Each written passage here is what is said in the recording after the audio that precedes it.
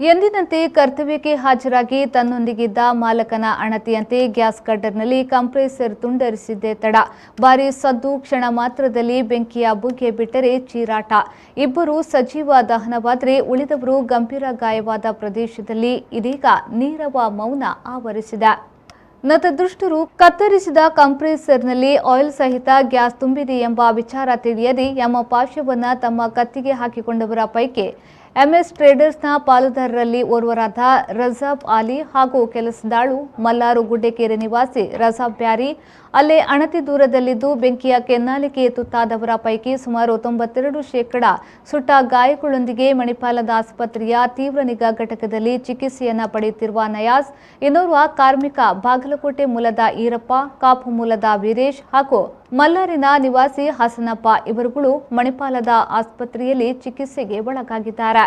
ಸದಾ ಹೊತ್ತು ಗುಜರಿ ಅಂಗಡಿಯಲ್ಲಿ ಇರುತ್ತಿದ್ದ ಇದರ ಪಾಲುದಾರ ಮಾಲೀಕ ಮೊಹಮ್ಮದ್ ಸಾದಿಕ್ ಕೆಲಸದ ನಿಮಿತ್ತ ದೂರದ ಊರಿಗೆ ಹೋಗಿದ್ದರಿಂದ ಪ್ರಾಣ ಉಳಿಸಿಕೊಂಡಿದ್ದಾರೆ.